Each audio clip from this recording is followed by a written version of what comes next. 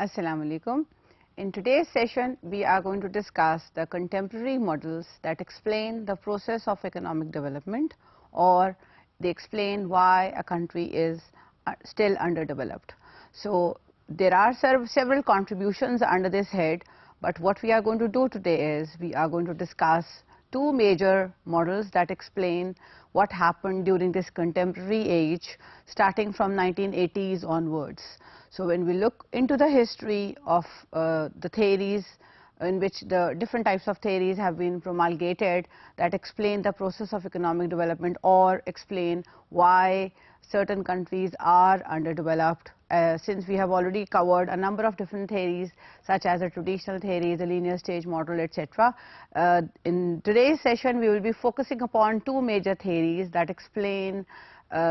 whatever major contributions were made from 1980s onwards. So the major thing that was emphasized by these models was that they relaxed the assumptions such as the constant returns to scale, the diminishing marginal return, and the fixed factors that are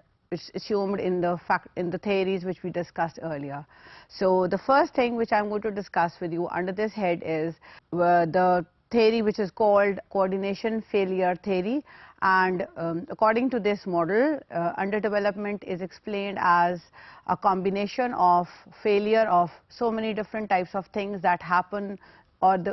some things that coexist or they coordinate with one another. So ideally this particular theoretical contribution emphasizes upon the principle of complementarities. So you must be thinking what is meant by a complementarity, or what is meant by so many complementarities working together. So as long as the complementarity is concerned, it is the action which is taken by one firm, one worker, or an organization that increases the incentives for other agents to take similar actions. So basically when we look at the performance of an economy, we see that there are several types of complementarities that are involved as long as the investments are concerned. So the returns of these investments are interdependent upon whether or not some other types of investments are taking place in an economy or not. In other words, we can explain this concept of complementarity as, if we are talking about a single firm, the return of that single firm may depend, if it depends upon what the other firms are taking as profits, or what the returns of other profits are there, right? So if this particular firm's return depends upon the return of other firms as well, we see that there exists complementarity. So if as a system on the whole, when we analyze the functioning of a certain economy, we see that some of the factors are not contributing properly, and as a consequence of that, there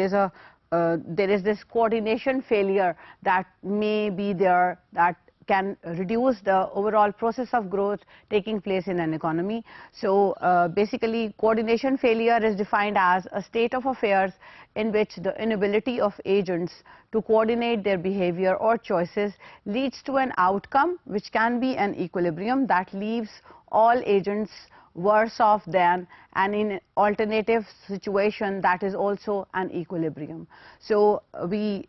take into account these kinds of situations when we see that some of the factors can contribute in enhancing the overall rate of return, but if suppose they are ignored because the economy is already situated in or is placed in a bad equilibrium, or in a situation which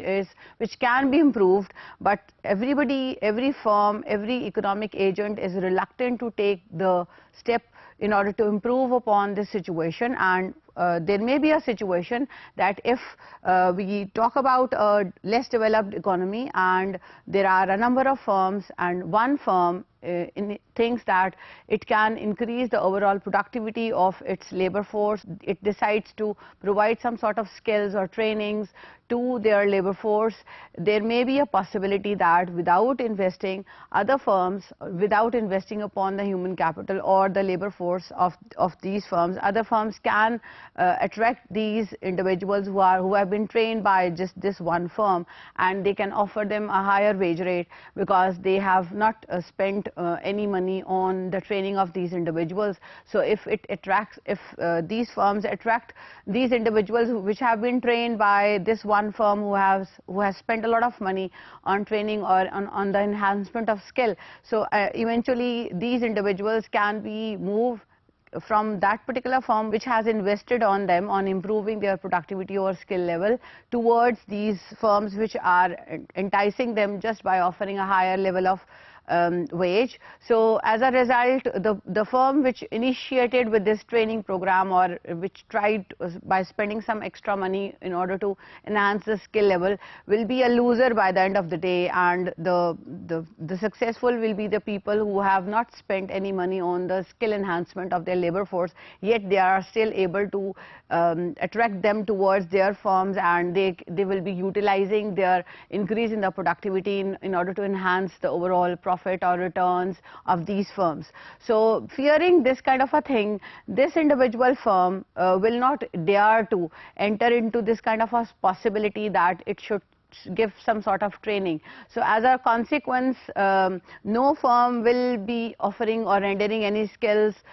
courses or skill enhancement programs to their labor force, and this perpetuation of low level of equilibrium or bad equilibrium will be there in an economy, and no such improvement will take place. So as a result of this, we see that the overall situation can be that the economy is trapped into some low level of income, and some theorists have termed this term as a middle income trap. For example, if there is this less developed country and there are some investments that have taken place, or some initiative has been taken up by the government or by the investors, the public sector and the private sector together, in order to enhance or expedite the process of growth, and as a result of this, some sort of investment or industrialization may take place, and it may result in increasing the overall income level of people living in an economy. But eventually a stage will come where lots and lots of more money is needed in order to continue with this increase in the overall growth process. But because of this shortage of money or shortage of investments, or people are not daring to take any extra steps or to change this equilibrium situation, they are unable to spend a little more money which is needed at that stage when the middle income level is achieved by most of the majority living in an economy, and as a result the capacity of absorption of a high level of technology is not developed, and at the same time the innovations will not take place in this kind of an economy, and we see that the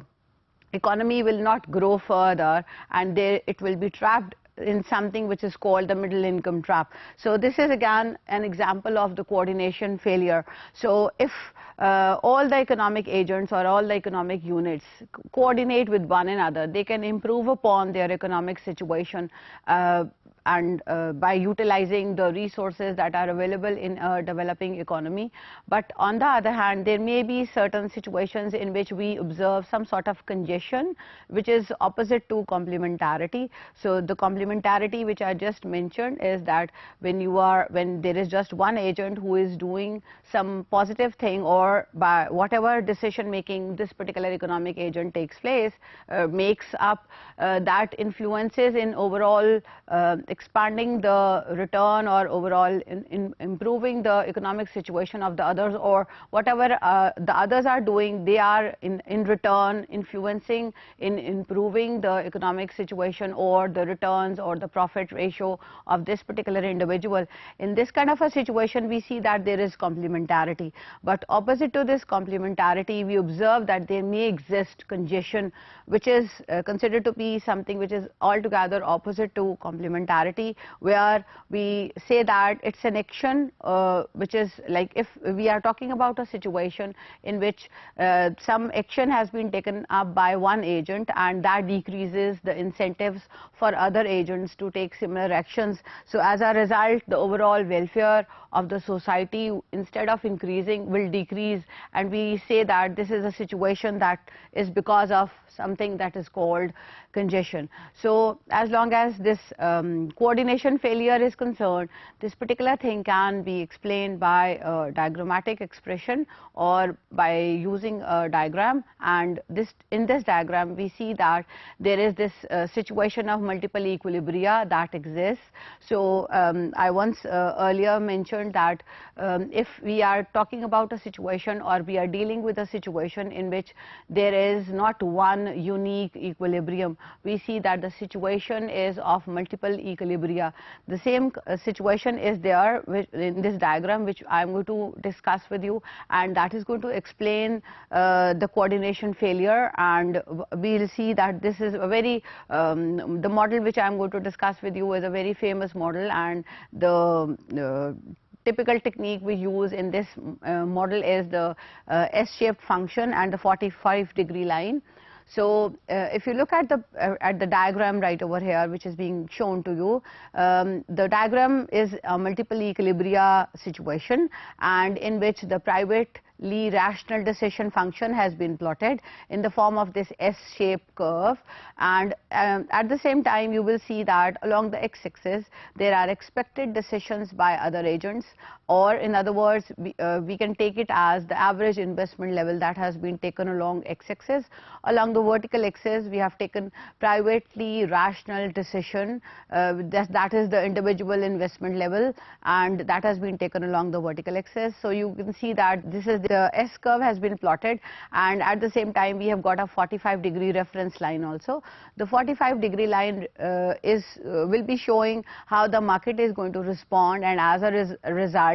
what is going to be the investment made by the individual that has been taken into account in this particular figure. So to start off with it, we see that suppose the individual firm expects that in future no investment will take place, and as a result the individual will not make any investment. So but eventually he would see that some investments have started taking place in an economy. As a result, he would start off from the level y1. So in other words, we can see that in the beginning we see that after a certain level of expected decision by other agents, or the average investment level is achieved, the individual investor will not make any investment according to this particular model. And when he decides to go, when he sees that some sort of investments are taking place in the economy, then he will decide to come up with a certain level of investment, as has been mentioned as or labeled as Y1 level of investment.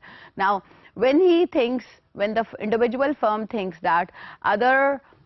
investors in the market have started increasing their investment levels, he will also start increasing his investment level. So as a consequence of this, we see that there is an increase in the investment level by this individual investor. And if you see that when we look at the movement in this S curve, starting from Y1 until it crosses the 45-degree line and goes up, the investment of this individual will increase at an increasing rate. And if you are interested in knowing why I am saying that this is increasing with an increasing rate, the answer to this query is that if you draw the tangents at every point on this curve, you will see that the tangent slope is rising, and that indicates that when the firm expects that in the market in future the investment will be increasing, as a consequence of this he will decide to invest more. So and this investment will go up in the initial stages with an increasing rate. So once a certain level will be achieved, a maximum level will be achieved, then still if the investor believes, the firm believes that in the market there are going to be rises or increase in the overall investment level, the investment will still go up but with a decreasing rate, and that can be seen by this downward movement in the S curve, or we can see that the upward segment of this S curve indicates that the investment is increasing but at a decreasing rate. So we see that this S curve intersects the 45-degree line at 3 places, or there are 3 points of intersection which we observe in this diagram. One is corresponding to the overall average investment level D1, the other is at the overall investment level D2, and the third point of intersection is achieved at the investment level D3. So we see that these points of intersection show that there are equilibrium points at these 3 levels, and since there are more than one equilibrium in this diagram, therefore the situation can be categorized as a situation of multiple equilibria. So we see that in the beginning, since the investment increased with an increasing rate, the point of intersection was achieved at point D1, and then if we critically analyze the equilibrium points corresponding to point D1 and D3, we see that the equilibrium at these 2 points is considered to be a stable equilibrium, but the equilibrium corresponding to the investment level D2 is said to be an unstable equilibrium point. And you must be thinking, आप सोच रहे होंगे कि मैंने D1 और D3 levels of investment के corresponding point of intersection को stable equilibrium क्यों कहा है? Reason is that we observe that when we move towards D1 or when we move towards D3, the individual's investment is converging towards the market investment, or the investment which is being done in the market as a whole, or we see that the expected investment which the firm is expecting becomes exactly equivalent to the actual investment which he has made, and along with him all the market has made. So the actual investment became equivalent to the expected investment corresponding to D1, D2 and D3, but corresponding to D1 we say that the equilibrium is stable. Reason that basically the individual's investment is increasing and it is converging this level, and if we move further it diverges. So basically when we move from the origin towards D1, it is converging. The gap between the actual investment and the expected investment is converging. So therefore we can call this point of intersection as the stable equilibrium. Similarly, when we move towards D3, or when we analyze D3 point of intersection, we see again that the actual investment and the expected investment are equivalent, and when we move towards D3 point from the origin or from left to right, we see that the two curves are intersecting each other, but the individual's investment is converging towards the 45-degree line. As far as D3 is concerned, we observe that if such an equilibrium is established corresponding to the point D2, if the convergence is not there, but if the individual firm owner or the individual investor assumes that he should move on to the certain level where the equilibrium investment should be there, then they will move towards either D1 or they will start increasing their investment and they will move towards point D3, and therefore the investment level or the point of intersection shown by D2 is considered to be an unstable equilibrium point. So moving further, we see that another important thing that can be seen in this diagram is that we see that the stable equilibrium is achieved when the function crosses the 45-degree line from above, but if it crosses the 45-degree line from below, we see that the equilibrium turns out to be unstable, and the individual investor will either start investing less and move to D1 point, or start investing more and move to D3 point. Another important thing which we need to understand as long as this coordination failure is concerned, sometimes the equilibrium or the stable equilibrium cannot be achieved unless and until there is a stringent policy making or decision making done by the government. So we see that if we let the private sector to decide on its own, particularly in the context of an underdeveloped economy, as we just saw, because of this coordination failure and because of this lack of complementarities which may exist in this underdeveloped economy, we observe that sometimes it is necessary that the public sector or the government should intervene, and this particular thing is called deep intervention, which is suggested or recommended by several development economists. And they say that there should be some comprehensive and concrete decision making led by the government sector, and the government sector should intervene in order to bring in some coordination in the system. And if on their own the private sector is not able to move the economy in a certain positive direction such that all the available resources get nicely utilized and the overall income level of the economy goes up, then we certainly need a concerted effort to be done by the government, and that particular thing is termed as deeper intervention by the government. So emphasizing upon the same, again, this is necessary that if you let alone the private sector on its own, or you let alone the resources to develop or the firms to develop on their own, and there is no concerted effort being made by the government itself to channel the resources towards a certain direction in order to meet certain objectives that are definitely in order to enhance the overall development level or the overall standard of life of people living in an economy, and hence we see that the underdevelopment would perpetuate in an economy. We see that there is this where to meet dilemma if the economy is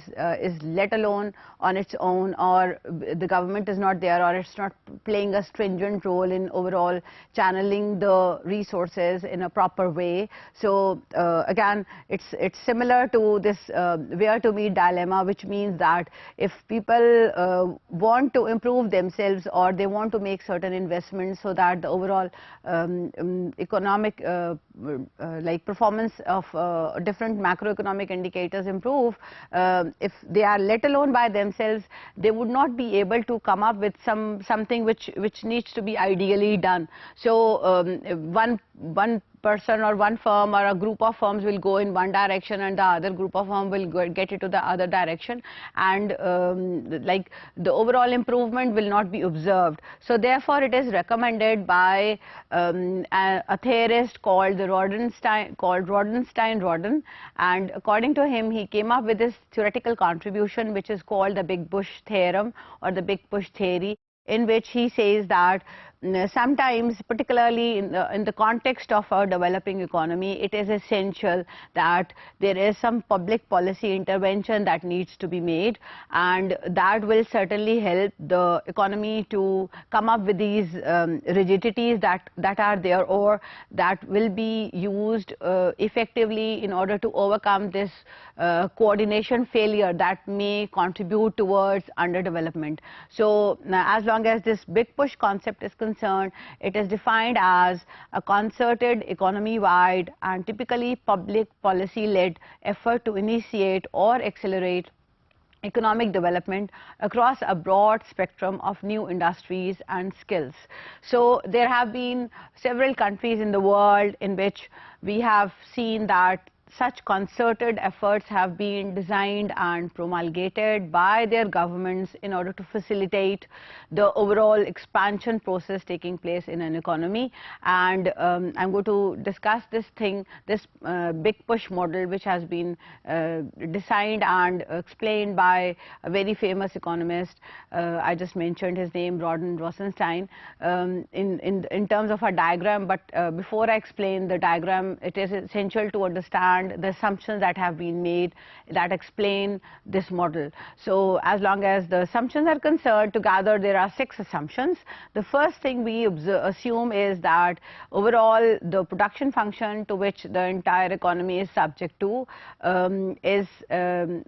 based upon just one factor of production, and that is the labor factor input or the labor force. The second assumption we make is that the economy constitutes 2 sectors. One is the modern sector and the other is the traditional sector, as we discussed in the Lewis model. The third assumption we make is that there is the same production function for each sector, or each sector uses or produces output using exactly the same type of production function. The next thing we are going to assume is that the consumers spend an equal amount on each good. So whatever goods that are produced in an economy, consumers are assumed that they are going to spend equal amount on every single good that is being produced in an economy. The next assumption we make is that the economy we will be assuming, or the economy for which the model is going to be based upon, is a closed economy and it is not involved in any exports or imports. The next assumption we make, or the sixth assumption which is made for this particular model, is that there is perfect competition in the traditional sector, but as long as the modern sector is concerned, we see that there is limit pricing monopoly that exists in the modern sector. So we observe that to an extent some sort of monopoly is there in the modern sector. Traditional sector still has perfect competition. As I explained in the introduction, that we will be talking about various contemporary models that have been developed, and here we will see that the traditional assumptions that were made in the models we discussed prior to these were based upon the strict assumptions of constant returns to scale and diminishing marginal utility, and the diminishing marginal returns to factor inputs, etc. But here we are kind of like talking about those models in which these assumptions have been relaxed to a greater extent. So as we saw here in this big push model, big push theory, the assumption has been made that the perfect competition is there only in the traditional economy, traditional section of the economy, whereas as long as the modern sector is concerned, we observe that there is to some extent there exists monopoly. Then we see that if you follow this model, or which I am going to explain, we observe again that there exists a multiple equilibria condition in this model, and let me explain the diagram to you. Right over here, the diagram which you are seeing now explains the model, and along the x-axis in this diagram we observe that we have taken into account labor, and there are different types of goods that are being manufactured in this economy, and each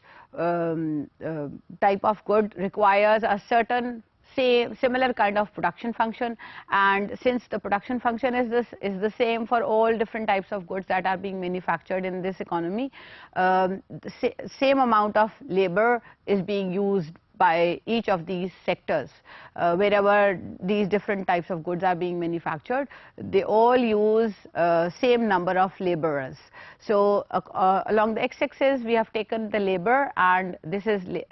defined as L divided by N, which means that there are N sectors in an economy, and in each sector a fixed number of laborers will be utilized, and this has been given by the level marked as L over N along the x-axis. Along the vertical axis is the different levels of output. So the total output has been taken into account along the vertical axis, and there you see that there are two thick lines. One thick line, which is starting from the origin, explains the production function of the traditional sector.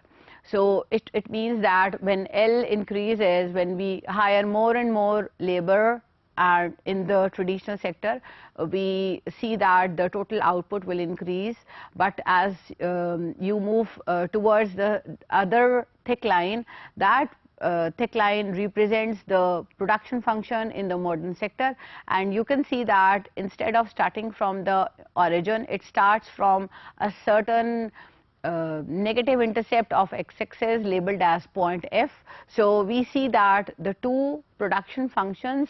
are different from each other as long as the slope of these two production functions is concerned. The modern sector's production function is comparatively steeper as compared to the traditional sector's production function. So there it means that we observe that whatever when we look at the factor input labor, if you increase the factor input labor in the traditional sector, the contribution or the increments made as long as the output increase is concerned would be smaller as compared to the modern sector. So this can be interpreted by the difference in the slopes of the two production functions. So here we can see that the production function of the modern sector is relatively steeper, and that indicates that when you increase the labor factor input in the modern sector, it will enhance the total output being manufactured or produced by the modern sector comparatively many times more as compared to what we observe in the traditional sector. So the two lines explain the two different types of production functions. Other than these two production functions, there are three dotted lines which you can see, and all of them are starting from the origin. So we see that they have been labeled as W1, W2 and W3, where W3 is the steepest and W1 is the flattest. So suppose to begin with, we are assuming that, let's talk about that there is a firm and it is situated at point A, which means that if suppose we are assuming that to start off with in an economy, the wage is given by W1 and it is given by this dotted straight line which is slightly above the traditional sector's production function. So we see that suppose that there is this firm which is producing at point A, and it has entered into the modern sector. So if the prevailing wage in the modern sector is given by W1, he will be, the owner of this firm will be able to generate profits, and it will be a nice idea for him to operate, because if you look at the cost which he has to bear upon producing at point A, the cost which we are assuming that since he is hiring only labor and that is the only factor input in this case, the cost he will be bearing will be smaller as compared to what he is generating. So he will be able to generate some sort of profits, and it is like a profitable combination for individual for this particular firm if that firm produces at point A, provided if the wages that are prevailing in this economy are given by the line W1. So you can see that point A is slightly falling above the wage rate W1. But now we assume that suppose the wages go up from W1 to W2, as there may be a possibility that when the modern sector is there in an economy, operating in an economy, then there may be some sort of changes, and in the demand of the skilled labor may go up, and this may cause the wages to go up. So as a consequence, due to some reasons, we see that the wage rate is given by the slope of the line which is labeled as W2. So if that is the situation, now if this individual firm wants to produce at point A, it will not be a good idea for this firm to produce or operate at this level which has been mentioned or labeled by point A, because the wages or the cost which he has to bear in order to operate at point A is larger as compared to what he will be generating. So as a consequence, he would not operate at point A. But if we assume that suppose the wages that are prevailing in an economy are given by the line W2, and there are some external firms or there is a combination of a number of modern firms that intervene in the market, and they start together, they hire more people and they start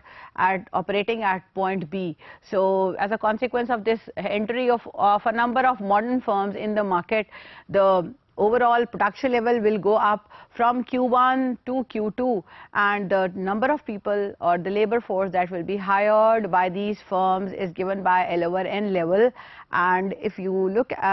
make a comparison between point B and the dotted line which is labeled as W2, again we see that since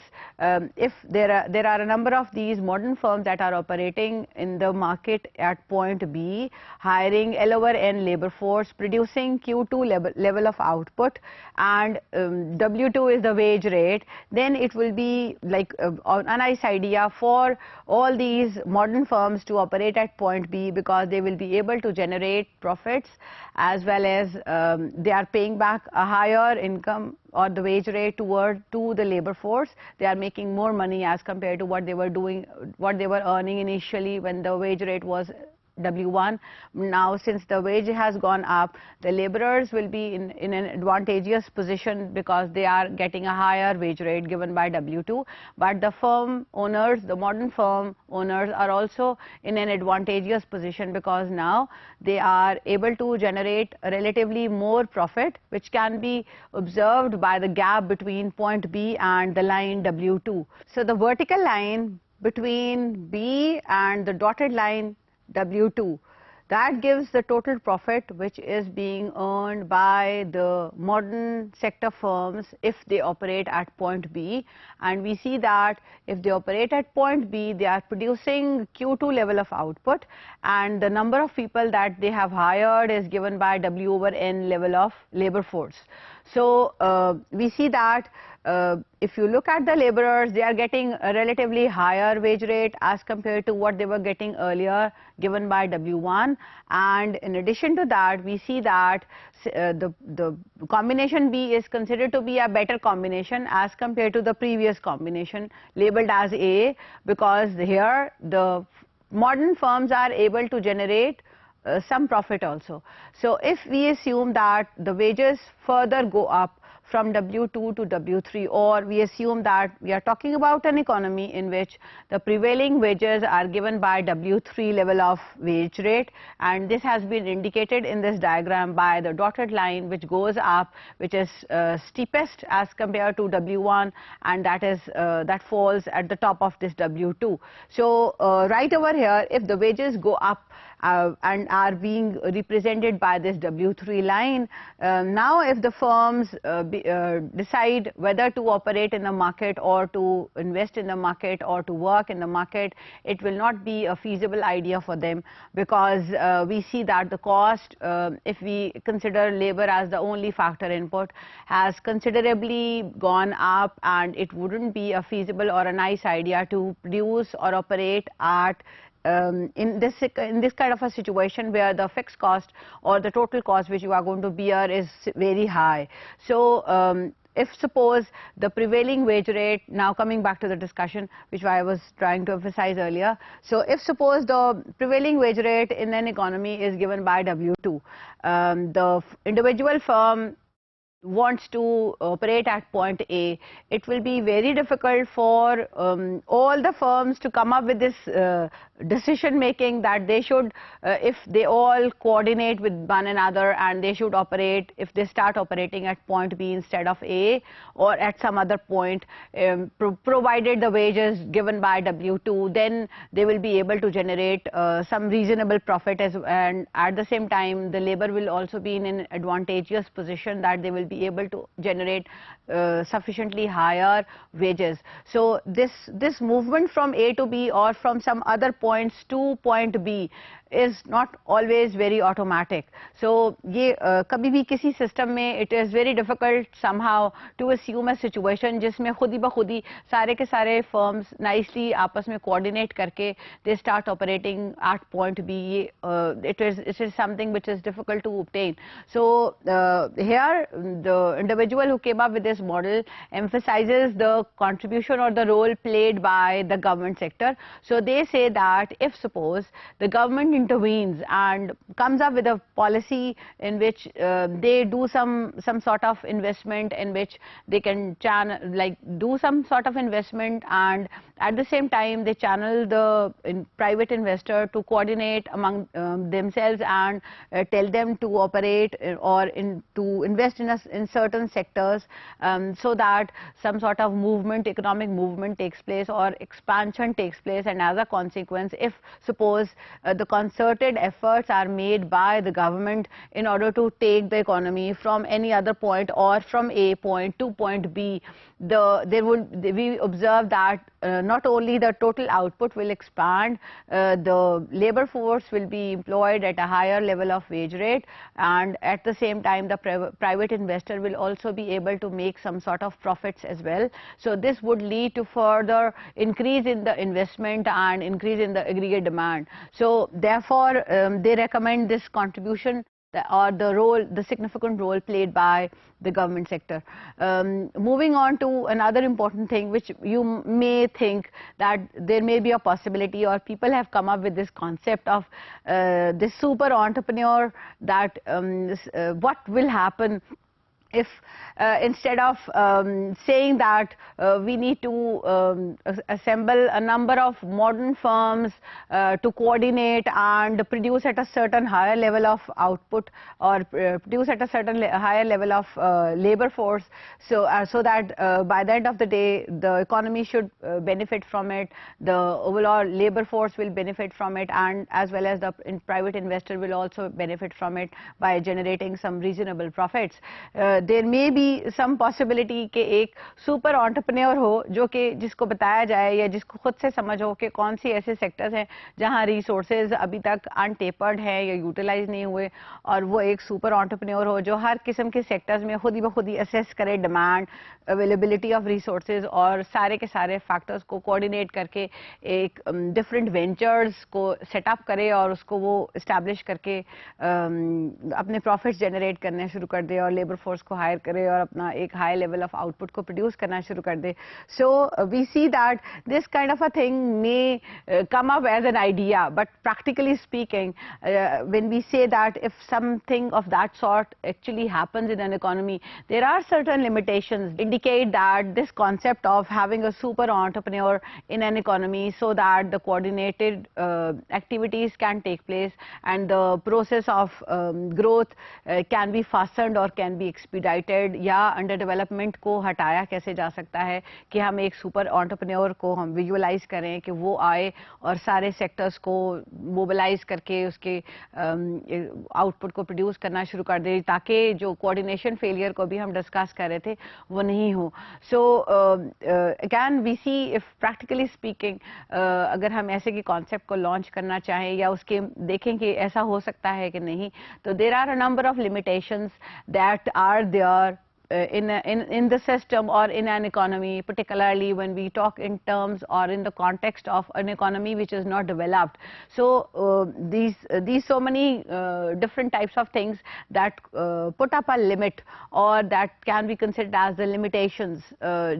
which say or which indicate कि super entrepreneur का concept practically नहीं execute हो सकता है, indicate that there may exist some sort of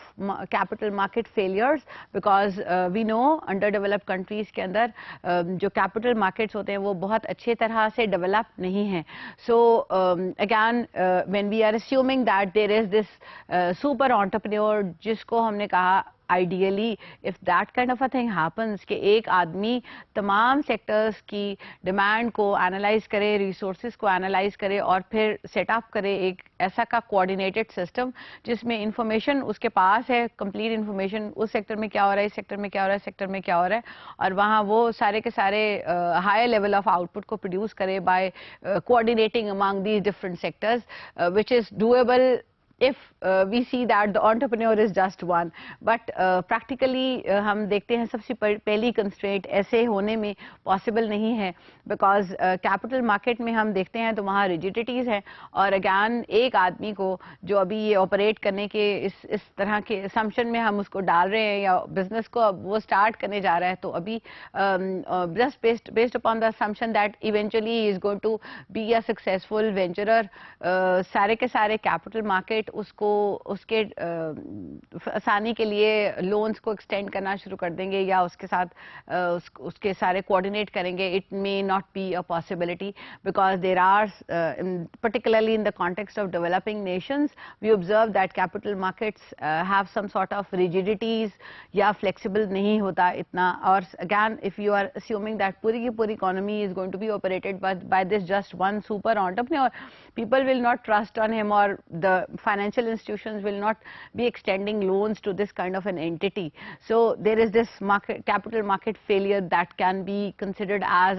a limitation towards this execution of this super entrepreneur concept. The next is the cost of monitoring managers. So we know कि अगर एक आदमी को आप बोल रहे हैं कि ये सुपर एंटरप्रेन्योर है, ये पूरी की पूरी इकोनॉमी के सिस्टम को चलाने जा रहा है, तो वहाँ he will be hiring a number of managers, and in order to operate them or manage them in a nice way, the super entrepreneur will have to spend a lot of money, and that may cause inefficiencies in the resource allocation. So again we know that there are asymmetric information. Asymmetric information का मतलब होता है that if I am a buyer and the other guy is a seller, या कोई भी economic situation को assume करें, if the level of information is not equal on both sides, अगर दोनों sides के ऊपर जितना level of information, if suppose I am a seller या मैं buyer हूँ, मेरे पास जो level of information है, that is not the same as the level of information which is with the seller. For example,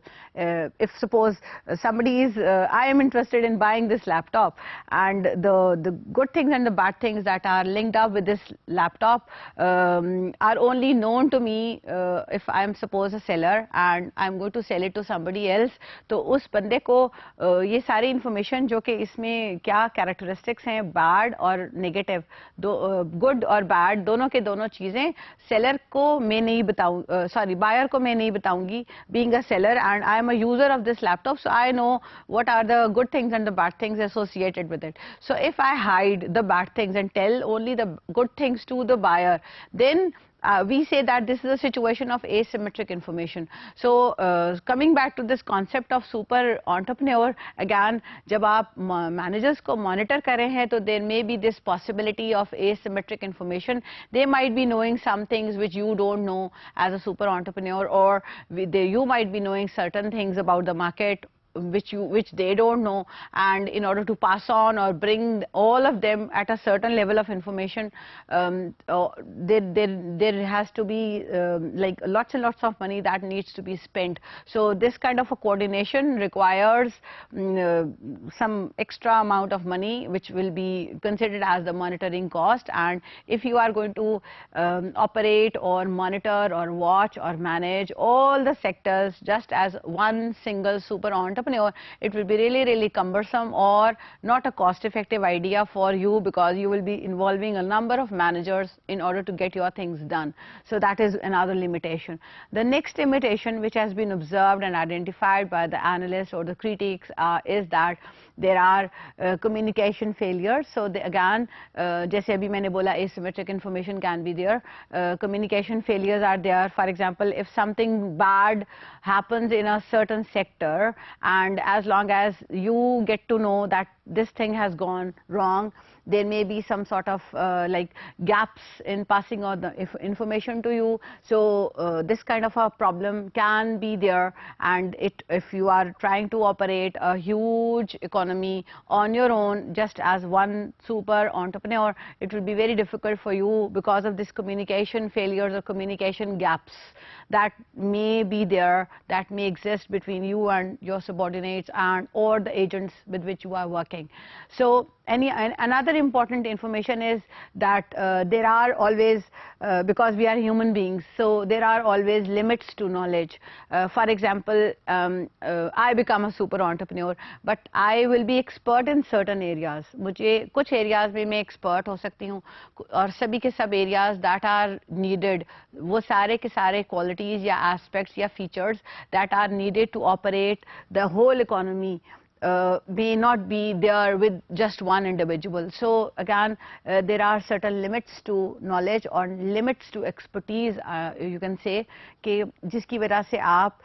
as an entity, as a firm, कुछ area में हो सकता है आप excel करें, but in order to run in all the different types of areas, again there may be some sort of cost ineffectiveness or inefficiencies that can be there, and as a result, instead कि आप economy को बहुत nicely expedite करके उसका growth process को ऊपर लेके जा रहे हैं, there can be these kinds of issues that may emerge and that may take the economy down instead of taking it up. Another important thing which or aspect which we need to understand, as long as this particular assumption that why one super entrepreneur cannot solve this problem, where we have just observed that all the sectors, all the things are coordinated with one another, and whatever decision I, being an economic agent, is taking is going to influence the others, or market जैसे respond करने जा रही है वो मुझे affect करने जा रहा है. That is called coordination or complementarity. So if this kind of a complementarity is not there, we say that there is coordination failure. So coordination failure को overcome करने के लिए हम अभी assume कर रहे थे, suppose if there turns out to be some entrepreneur. So इसके लिए there is this important thing that whenever we try to implement or whenever we try to promote a certain concept, we see that there should be some sort of empirical evidence that supports what we are recommending. So as long as this super entrepreneur concept is concerned, we observe that nowhere in the world, in no country, we see such a thing happening. So that indicates that this is something which is not a practical idea, or this is something which is not a doable idea. So we observe, again, if you look at the example of Soviet Union, I'm talking about USSR. In USSR, way back, this decision making as a consolidated kind of a thing was being done by the government of USSR. So सारे के सारे sectors में कितना क्या कुछ produce होगा, all the economic decisions were being carried out by the government itself, but we saw that the entire economy of USSR collapsed badly, और वो एक disaster में result हुई. So वहाँ instead of just one individual, all these decision making was being carried out by the government on the whole. So we see that government is a big constituent body, but again, this is practically impossible or not a doable exercise, that if we say that in order to avoid this coordination failure, we say that there should be this concept of super entrepreneur, but practically we see that this is something which is again not considered as a solution. So together in this discussion, we discussed two major contemporary models. One was the coordination failure model, and the other, जिसको हमने इस diagram से explain करने के लिए सीखा था, I described the coordination failure model using this S diagram, where we saw the two stable equilibrium and one unstable equilibrium. Then we moved further and we discussed the concept of big push theory or the big push model, which says that if some concerted effort is considered as the only solution towards the overall development or expansion of an underdeveloped economy, then the government should intervene and come up with some sort of positive policies that makes this big investment and help the economy to expedite with its growth process. Thank you.